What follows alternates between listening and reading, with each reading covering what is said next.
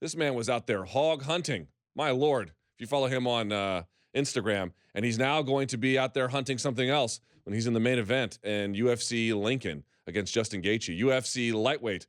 James Vick joins the show. Hi, James. How are you? What's up, man? I'm good. Glad to be on. Hey, James. How was the hog hunting? Are you like, what do you hunt when you hunt? Like, do you have like certain animals you hunt and don't? Yeah. Well, it's right now. It's there for hogs. It's the only thing I can shoot right now. Besides like coyotes and stuff like that. There. It's not deer season. It's not duck season. It's not turkey season. There's no season for hogs in Texas. They're basically an invasive species, and they just kill thousands of millions of dollars of crops. And there's no season, no limit. You could shoot 30 of them a night if you wanted to. It's just you just go out there and in the summertime and when the off season from deer and season everything, I just hog hunt all the time. Well, it was incredible to watch. By the way, what weapon were you using? I noticed it had a magazine loaded into it. I'd never seen that for hunting. Usually you have bolt action or some other kind of shooting rifle. You were out there just spraying the block. It's called a 6.5 Grendel, and it's an AR-15, and it holds a 30-round clip, but it's a semi-automatic, so it's obviously not like a military style rifle. Right. It's a semi-automatic, and a lot of wild hog hunters and stuff use them up here in Texas because there's people up here in Texas, that's their full-time job. They're hog eradicators. They get paid to go shoot wild pigs off of farmers' crops, and that's their full-time job. So it's pretty popular to have a night vision, thermal night vision scope on it, also from one of my sponsors, Pulsar. All right, let's get to your fight. I could talk about hunting all day. I used to be a hunter, not anymore, but I am very curious to talk about this fight coming up for you. UFC Lincoln, you're now in the main event, taking on Justin Gaethje. Isn't life funny? We talked, I think, before your Joe Duffy fight, and you were so frustrated you just couldn't get an opportunity. Here we are a little over a year and a half later or so, something like that. And dude, this is it. This is the big one, but it came sort of by accident. What are your emotions now that it appears to be on the precipice of the very thing you've been waiting for? I'm excited. I'm excited. I'm like a little kid. I'm getting this opportunity. It's against a guy I really don't care for. He's a clown in my mind, and it's a great opportunity for me. And the moment they called me, I accepted the fight. I said yes, I'll take it 100%. And I feel blessed to be where I'm at, and I feel like this is my destiny to win this fight and go on to move to bigger things and become a world champion. And I feel like this is just all part of the process, the way it was supposed to happen. Why don't you like Justin Gaethje? He seems from the media standpoint, he seems quite friendly and has a fan-friendly style. What is your issue with him? It's not that I dislike the guy. It's just we have a history of talking trash to each other, because basically it all started back last year when he won his UFC debut. He obviously nowadays you have to close mouths don't get fed. You gotta talk some shit. You gotta say some stuff to get fights. And the dude gets on the microphone and after he wins and says, "Who's my equal?" So of course, I run up to I'm sitting there cage side at the International Fight Week. I run up to Sean Shelby. I said, "I want that fight." And then I went on Twitter and I was like, "Yeah, I'll knock this motherfucker out." And then from there he started talking shit, and then I went back and we've been going at it off and on for like a year. And then he brought me up in some interview on the MMA Junkie before, talking some shit. So we've just been going back at it for about a year now. Where do you think he is in his career? I think for him to be where he's at, I think he's doing a good job because honestly, I don't think he's a world-class fighter. I don't. I think the guy padded his records against B-level competition in the UFC. And against UFC competition outside of the UFC. And now that he's came over here, he's been exposed. He's been beat. He's been knocked out. He has world-class heart. He's a warrior. He's not a punk. This dude's a warrior. I understand why he's a fan favorite. I get why fans love him so much. I like watching him fight. The dude's exciting, but he's a tough guy, but I have all those attributes too. If you think that I can't bite down on my mouthpiece and throw leather and sit there and tough it out, just win like that, I don't have to fight like that because I have a skill set. And I think he lacks that. He has world-class heart, world-class grit in him, but he doesn't have world-class skill set. And I think he's going to be exposed. And I just don't think I don't even think he's a top 10 fighter in the UFC, to be honest. What would you say his beyond his toughness and durability and willingness to exchange? Just speaking to his actual technical skills, what do you think he's good at? I mean, he has good low kicks. He throws them fast, and he's not really worried about getting them checked. He'll just throw caution to the wind. He really don't even set a lot of them up that much. He just throws them, you know. And I'm assuming he conditions his shins, you know, really hard to be prepared if he gets checked and stuff like that. And he seems like he has decent power, nothing great, but decent power. But I think besides the fact that he's just a tough guy with heart, you know, and a good chin, you know, that's about it. I'm sure you've seen now the Alvarez and Poirier fights. When you look at those, what is your takeaway in terms of the responsibilities you have that you need to keep in the fight to beat him? Well, first off, I feel like I'm going to hurt him faster than a lot of those guys did. I think I'm going to hurt him quicker. I'm taller. It's going to be harder for him to get in on me. So when he comes in, he's really going to get lit up. I think he caught them early. They didn't move quick enough to get out of the way of some leg kicks, or they didn't check them. They should have just come out immediately and tried to check first two or three, or just stepped off. And instead, they tried to, you know, meet fire with fire a little too early, and then they were shook up a little bit from the low kicks. And then from there, they kind of just had to bite down, and they bit down on their mouthpieces. And, you know, they basically showed they had more will than him also, you know. I mean, he's a tough dude and has will too, but you know, there's plenty of us in the UFC that have that. They showed it as well. So why does he have such a reputation for it? I mean, if your point is correct, and I think there is something to it, that lots of guys have strong will, why is he, in your judgment, the flag bearer for it? Why is he the guy that is just known for it? Because he fights that way every fight. And this is what people don't understand is the reason why he fights like this. And I'm really not trying to discredit him. I'm really not. I mean this when I say this, even though I really, you know, me and him have our personal issues. But the guy, he fights the way he fights because he has no choice. He has short reach. He's not very fast. He's not that athletic. He fights with the attributes he has. The only way he can win is to bite down his mouthpiece and break people and stuff. He throws tons of low kicks because he's really hardly even flexible enough to throw high kicks. He doesn't have a lot of attributes, so he's did great with what he has. So he has no choice but to fight those ways. A lot of us that do have grit and toughness, just like he does, we have other options. You know, so why would I can put a show on for the fans and not get beat in my head for 3 rounds. I can just go out there and knock somebody out. Now, granted, my last fight wasn't maybe as exciting as people wanted it to, but before that, I highlight reel 3 people in a row.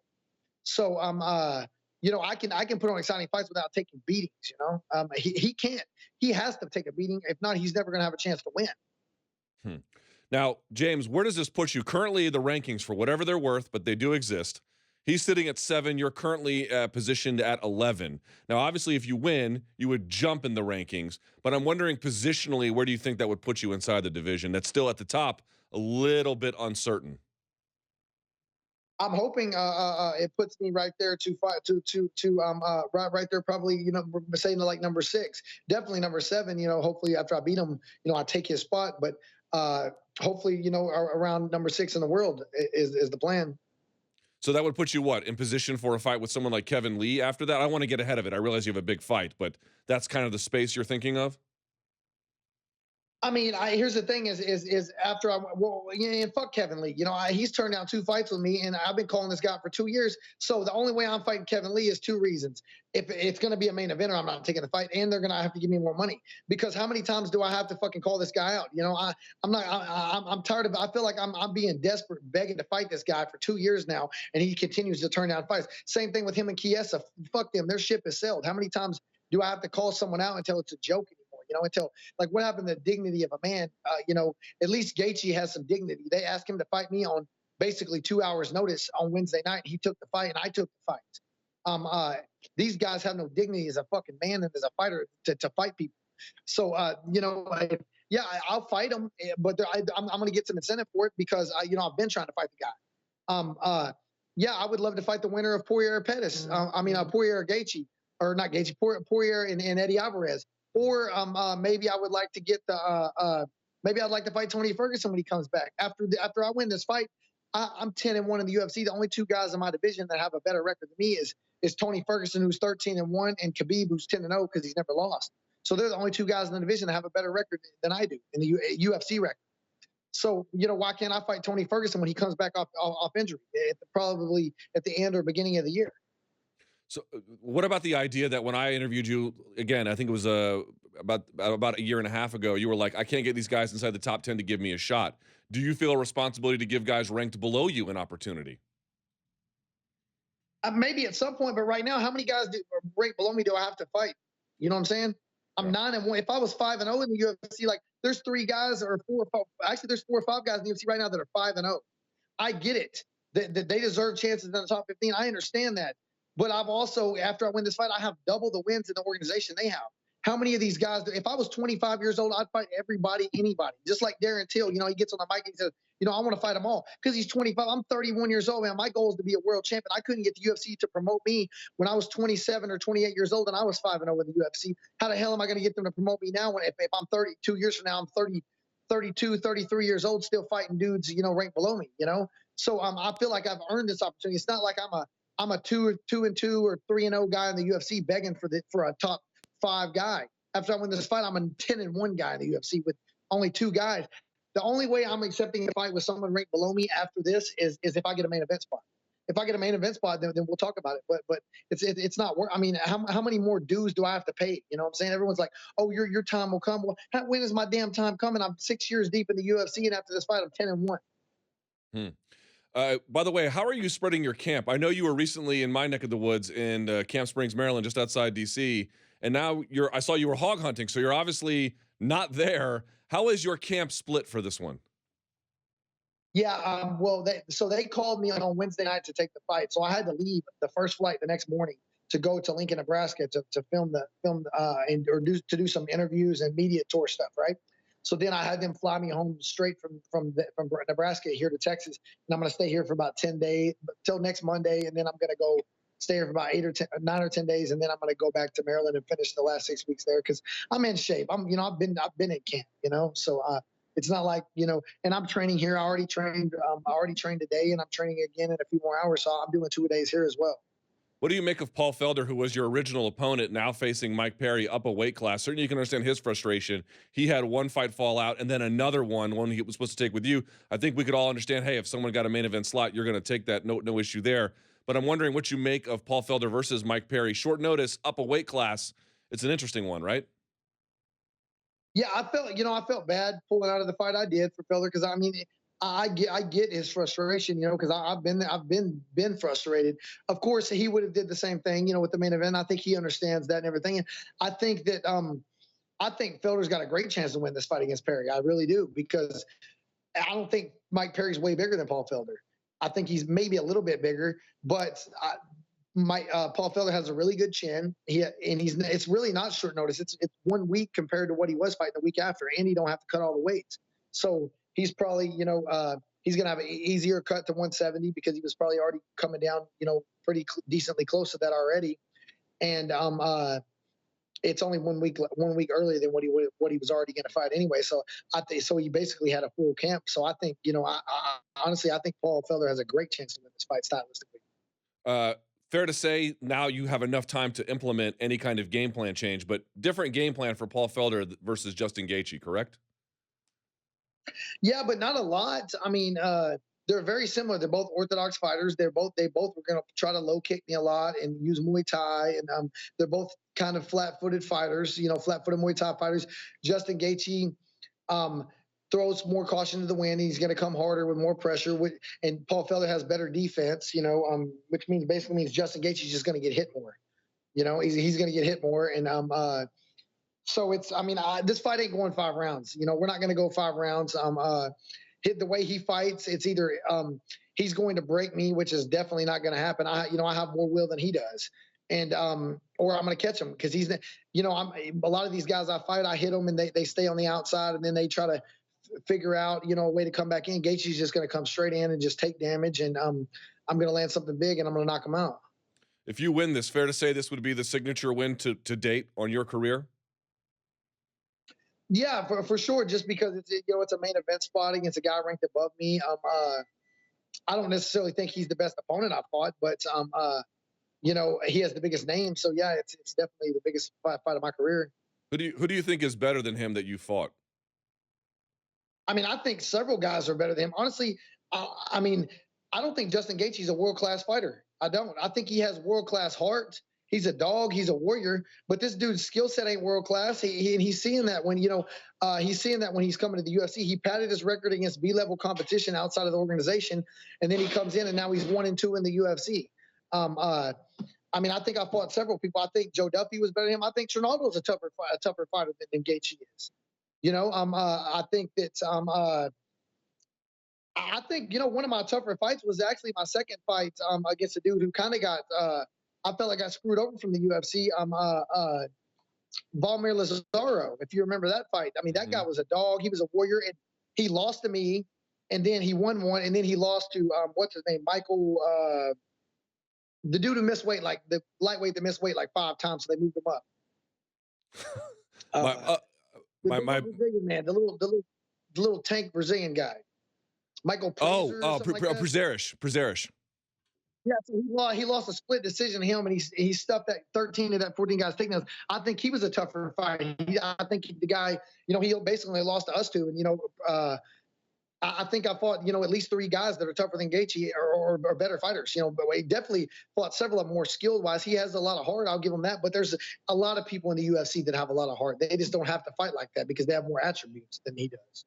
Well, James, you have I was already interested in this fight. You have certainly increased my interest. I cannot wait for this Lincoln, Nebraska card, and it's a big fight for you. It's an opportunity I know you've been waiting for, so I'm glad to see you finally got it. Good luck with the hog hunting and everything else. Appreciate your time today. Can't wait to see the main event. Oh, there's a little one behind you too.